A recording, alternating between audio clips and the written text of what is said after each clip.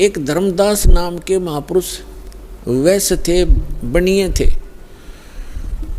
और वैष्णु साधु से दीक्षित थे, विष्णु जी के पुजारी थे, विष्णु जी को इष्ट मानते थे, साथ में शंकर भगवान की भी पूजा करते थे। जैसे भी हमारे धर्म गुरुओं ने हमारे को जो ज्ञान दे रखा है, हम वैसे ही वो लगा हुआ था। और रूपदास नाम के एक वैष्णव संत से दीक्षित थे। अब उस रूपदास जी ने जैसा भी उस प्यारी आत्मा को गाइड किया, वो उसी तरह समर्पित था।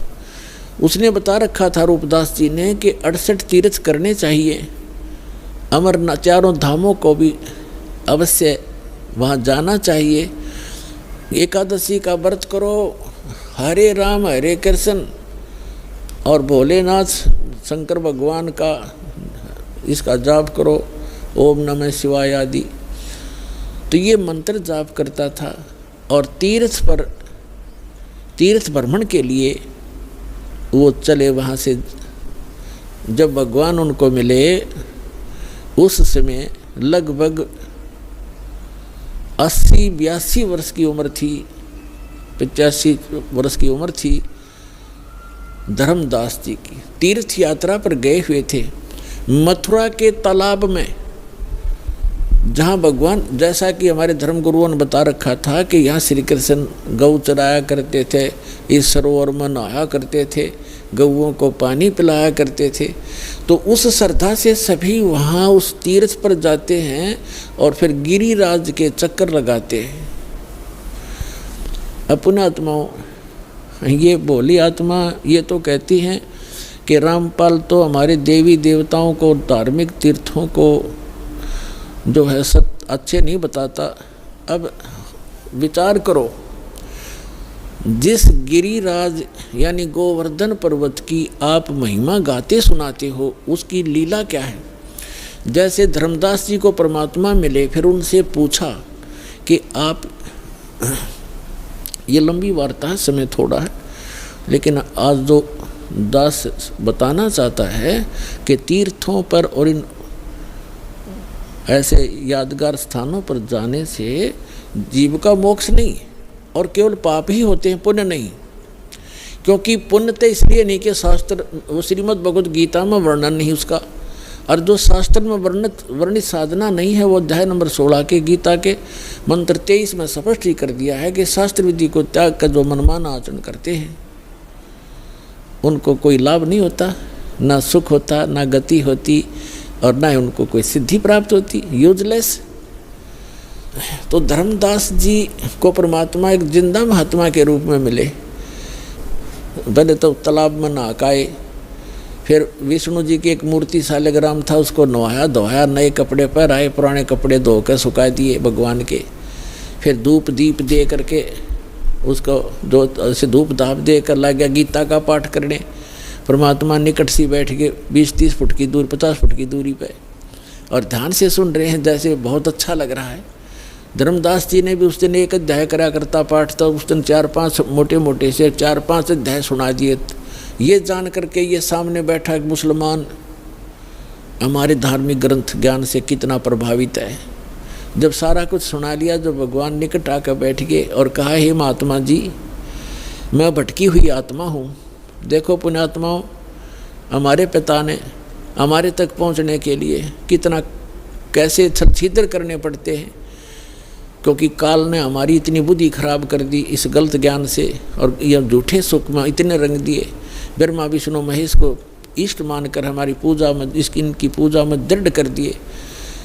तो अपने आप को एक दास कहते हैं, अज्ञानी कहते हैं, और उस जीवात्मा को विद्वान कहते हैं, महापुरुष कहते हैं और महाराज कहते हैं, क्योंकि वो वैष्णव परंपरा से दीक्षित हो गया था और चौथे आश्रम में चल रहा था, संन्यास ले चुका था लगभग, यानी संन्यास का मतलब भगवान की भक्ति में ही ज़्यादा रहता था। तो उसको कहते हैं भगवान के, हे महाराज जी, मुझे कुछ ज्ञान सुना, आपका बहुत अच्छा ज्ञान लग रहा था मुझे, लेकिन मैं समझ नहीं पा रहा था।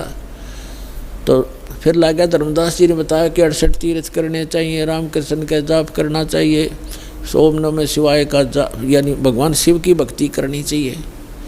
तो भगवान ने कहा कि मुझे आप अपना दीक्षा दे दो, मुझे मैं कुछ भक्ति कर लूँ। तो धर्मदास जी ने कहा कि मैं दीक्षा देने का अधिकारी नहीं हूँ और ऐसे कोई दीक्षा देने से कोई लाभ नहीं होता।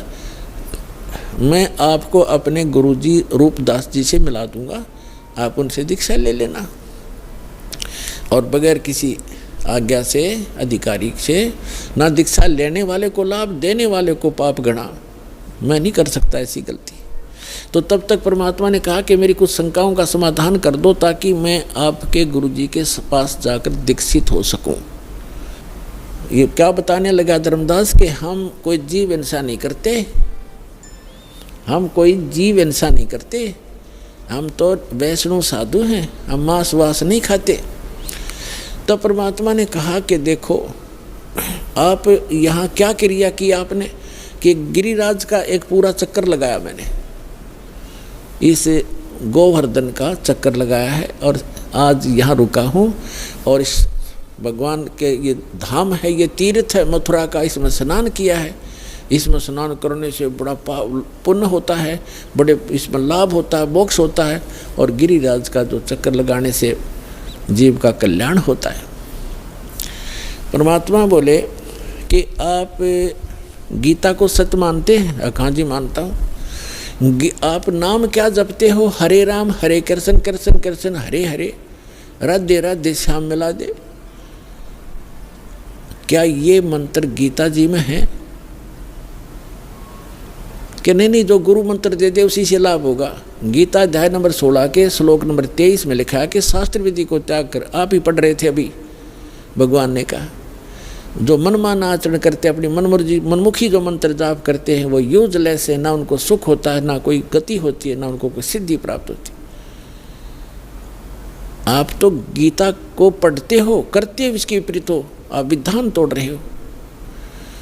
और गीता का ज्ञान किसने बोला? महात्मा परमात्मा ने कहा कि श्री कृष्ण जी ने बोला।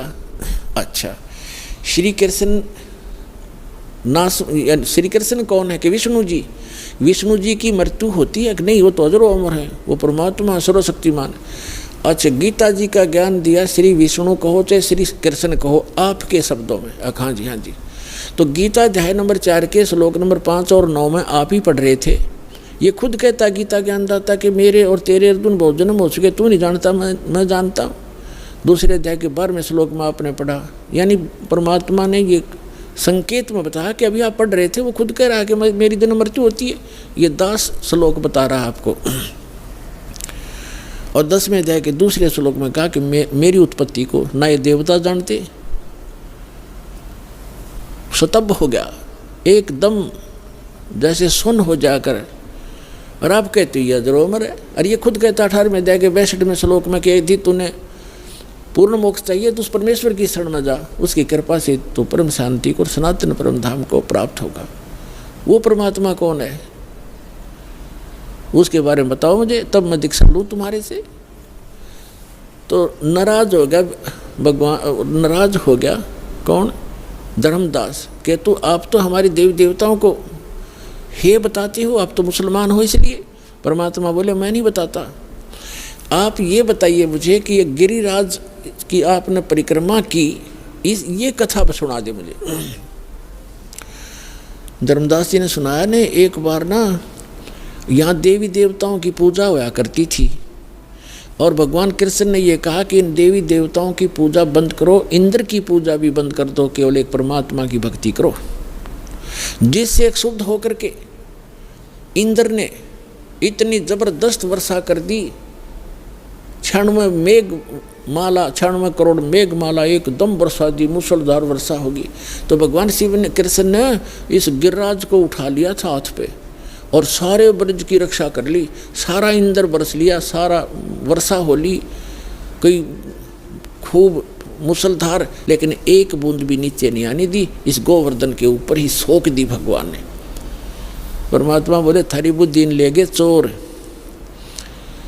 अब तेरे कृष्ण जी कहने लग रहे देवी देवताओं की पूजा मत करो, देवताओं के मुखिया इंद्र की भी पूजा छुड़वाई उन्होंने, और तम इन देवताओं के चपट रहे।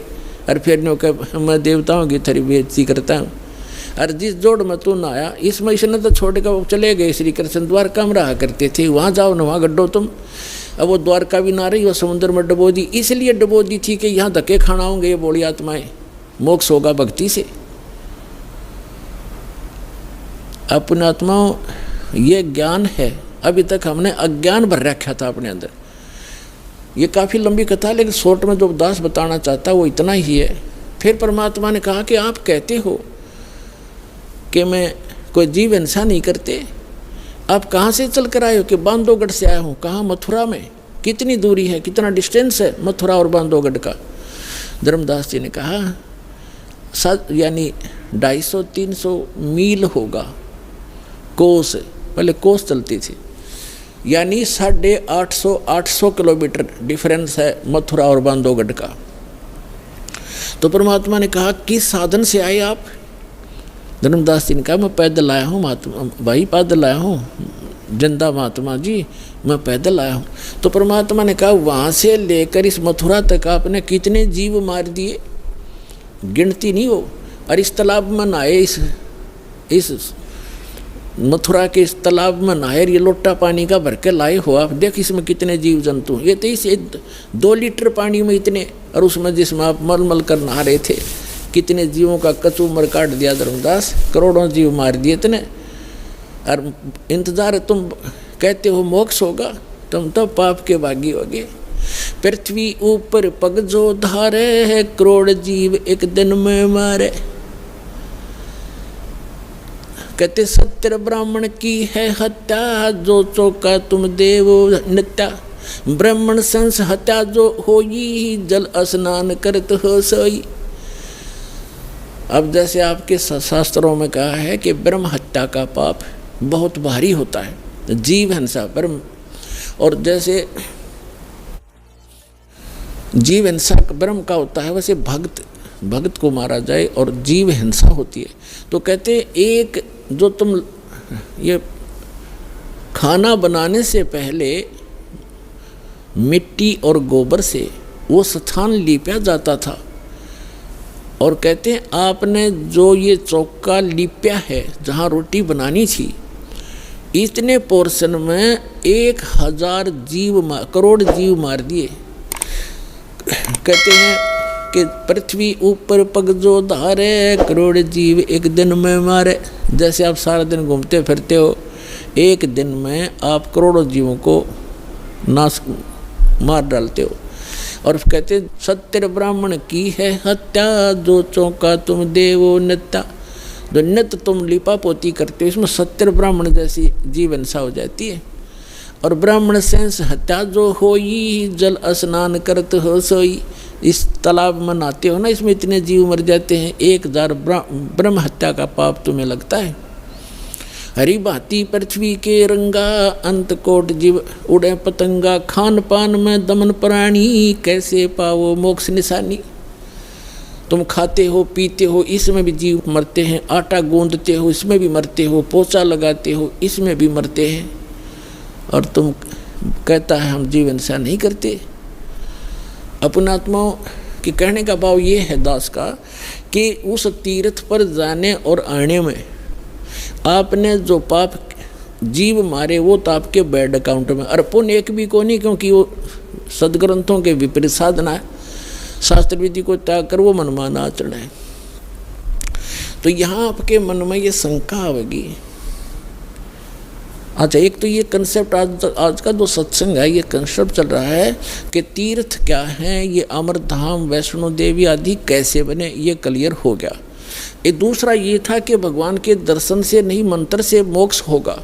जैसे भगवान, जैसे आप श्री कृष्ण जी, श्री विष्णु जी और श्री भगवान शंकर जी को भगवान मानते हो, जैसे पार्वती से ज़्यादा दर्शन शिव के कोई नहीं कर सकता।